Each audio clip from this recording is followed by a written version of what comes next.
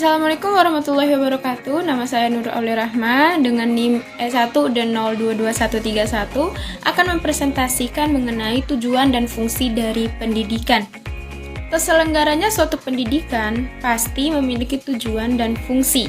Dalam kesempatan kali ini saya akan menjelaskan mengenai tujuan dan fungsi pendidikan. Kita mulai dari tujuan dari pendidikan itu sendiri.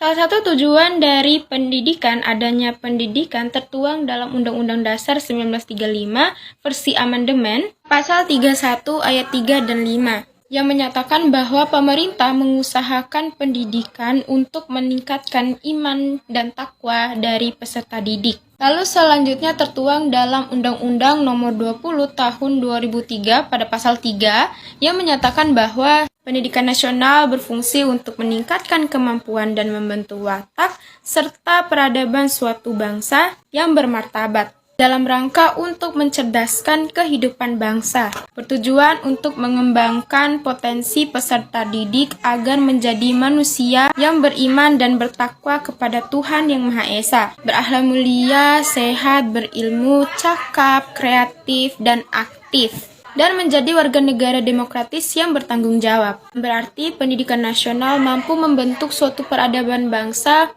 yang bertujuan untuk mencerdaskan kehidupan bangsa. UNESCO juga mengeluarkan pendapatnya tentang diadakannya pendidikan nasional. Tidak ada cara lain selain meningkatkan mutu pendidikan untuk meningkatkan kualitas suatu bangsa. Berangkat dari pemikiran tersebut, PBB dan UNESCO mengeluarkan 4 pilar pendidikan yang terdiri dari learning to do, learning to know, learning to live together, learning to be. Pilar pertama yaitu learning to do, yaitu peserta didik diajak untuk memecahkan suatu masalah melalui tindakan yang nyata. Pilar ini berkaitan erat dengan soft skill dan hard skill yang dibutuhkan dalam dunia pendidikan. Selanjutnya adalah learning to know, yaitu mencari pengetahuan sebanyak-banyaknya dari pengalaman yang dimiliki. Pilar kedua menekankan apa pentingnya mencari tahu tentang pendidikan dan peka terhadap lingkungan sekitar terhadap proses pembelajaran. Selanjutnya adalah learning to live together, hidup bersama dalam dunia yang damai dan berwawasan, karena adanya edukasi yang tertanam di dalam diri siswa. Lalu yang terakhir adalah learning to be, yaitu mencari tahu apa yang harus dilakukan atau apa tujuan dalam melakukan hal tersebut. Selanjutnya yang akan kita bahas adalah fungsi dari pendidikan. Fungsi dari pendidikan adalah menghilangkan segala penderitaan rakyat dari kebodohan dan ketertinggalan. Serta fungsi pendidikan Indonesia menyatakan bahwa pendidikan nasional berfungsi mengembangkan kemampuan dan membentuk watak serta peradaban bangsa yang martabat dalam rangka memajukan dan mencerdaskan bangsa. Dari uraian fungsi tersebut terlihat bahwa pendidikan di Indonesia mengedepankan pembangunan sikap, karakter, dan transformasi nilai-nilai filosofi negara Indonesia. Hal ini bertujuan untuk meningkatkan rasa nasionalisme dan membantu untuk bisa bersaing di kancah internasional. Fungsi lain yang dapat saya sampaikan adalah menanamkan keterampilan yang dibutuhkan dan keikutsertaan dalam berdemokrasi. Yang kedua, untuk mempersiapkan seluruh masyarakat dapat mandiri dalam mencari nafkahnya sendiri atau menghidupi dirinya sendiri. Lalu yang terakhir adalah membantu melestarikan kebudayaan masyarakat. Yang kedua adalah ulasan artikel. Artikel yang saya jadikan rujukan adalah artikel yang berasal dari website Kemendikbud yang berjudul Merdeka Belajar Terus Bergerak Ciptakan Terobosan Pendidikan Indonesia yang diupload pada tanggal 13 Mei 2022. Artikel ini ditulis berdasarkan siaran pers Kementerian Pendidikan, Kebudayaan, Riset, dan Teknologi.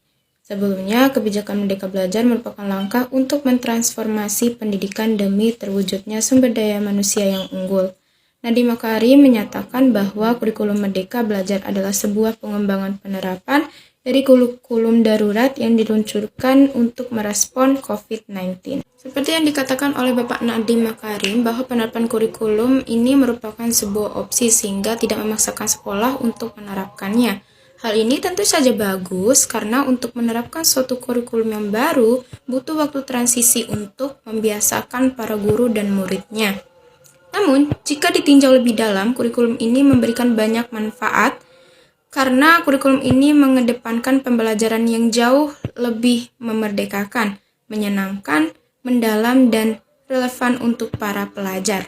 Saya juga mengapresiasi tujuan dari kurikulum ini, yaitu untuk memberikan pendidikan yang berkualitas kepada para pelajar dan masyarakat, dengan mengedepankan dan mengembangkan proses pembelajaran yang berbasis proyek atau project, atau disebut dengan project-based learning. Hal ini sesuai dengan tujuan dari pendidikan itu sendiri yang tertera pada Undang-Undang Nomor 20 Tahun 2003 Pasal 3 yang menuntut para pelajar untuk aktif dan kreatif dalam mendapatkan pelajaran atau menerapkan pelajaran. Selain sekolah, Kementerian Pendidikan juga menciptakan Kampus Merdeka Belajar atau Program Merdeka Belajar Kampus Merdeka atau biasa disebut dengan MBKM, yang menuntut mahasiswa agar terus belajar tidak hanya di dalam kampus atau prodi atau dalam kelas yang ia jalani, namun juga mendapatkan pelajaran atau pendidikan dari luar kampus sehingga dapat meningkatkan keahlian lainnya atau soft skill.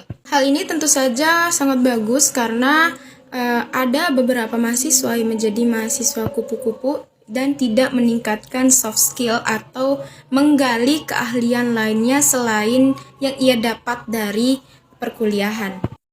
Lalu yang ketiga adalah apa yang akan saya lakukan sebagai pengajar untuk mengimplementasikan tujuan dan fungsi dari pendidikan.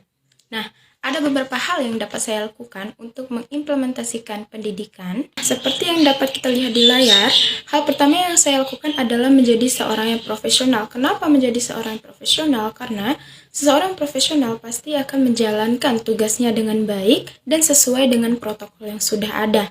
Sebagai seorang profesional, hal pertama yang akan saya lakukan adalah datang tepat waktu dalam mengajar. Yang kedua adalah mengajar sesuai dengan kurikulum yang ada. Lalu yang ketiga adalah membimbing dan mengajari anak didik saya dengan baik dan benar. Nah, selanjutnya adalah menciptakan suasana belajar yang baik.